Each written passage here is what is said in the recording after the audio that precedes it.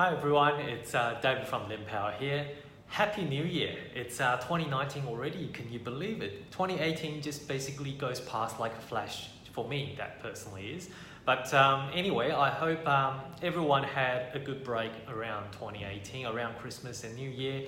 And now it's hopefully you're refreshed to be able to go back into what you're doing and even have an even bigger and brighter 2019. Speaking of goals, and I know a lot of people are setting goals at this point in time, I will want to reiterate that the financial goals in terms of the year, at the start of the year, it's always the best time to actually set that. So if you haven't actually watched my How to Set Your Financial Goal video, I would suggest you go and check it out just to double check and refresh your memory, and also make sure that you write down the figure that you want to achieve, because that is going to be the leading indicator into what you are trying to do this year in order to get to that. So that's why it's absolutely crucial. Now, what I want to talk a little bit about today, I want to continue on from my investment journey. So last time we finished up at Hornsby Place, and so next thing, certainly I want to look at investing into my next property. And if you've been reading my blog, you would know that my next property is actually in Queensland. So I thought it would be good for me to share my personal thoughts and experiences on how I overcome investing interstate, because I know a lot of people do have that fear. And I just want to basically reiterate my thinking process on how I overcome that and what made me jump and take that leap. Okay, so that's... Now the first point about why I invested interstate, well, it was very simple for me at that time, because Sydney was just basically going crazy. So this is back in, we're talking about 2015, so roughly about 4 years ago now. For most of the Sydney people around that time, I'm sure everyone can recall that fear of missing out factor is just crazy over the roof. Back around 2015, we were looking at upgrading our home, or I was basically looking at scoring another investment property in Sydney. But the problem with both of those actions at that time is there's just way too much competition. People are paying way too much around that time, because they're just, that fear of missing out factor is causing people to throw in bids like crazy, and they don't even really think about it. It's like, you know, if I don't get something today, then I'm gonna miss out and will never be able to afford a property in Sydney ever. That was basically the sentiment around that time. To show you how crazy it is, I've got a perfect example.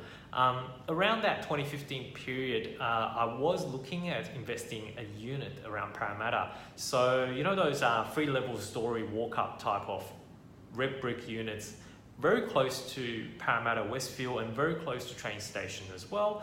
And they were basically advertising for about 400s, you know, 400, 410. I can still remember very clearly. And there was like a 2-bedroom, 1-bathroom, 1-garage type of unit. Nothing special about it. As a matter of fact, it's very, very small inside. So, you know, like, and even given that, I mean, you know, like, as if like if there's a property and, you know, people will be lined up crazy to be able to see it. I remember the time when I rock up, around the stairs, they were like, you know, it's because it's a 3-level walk up, right? And the unit's actually on the top floor. So people had to actually walk up the stairs to see that. And when I was actually walking up the stairs, I can already see people were queuing up across the stairs to be able to inspect the property. So that just gives you an idea of how many people and how frenzy it was around that time. And it was advertised for 410.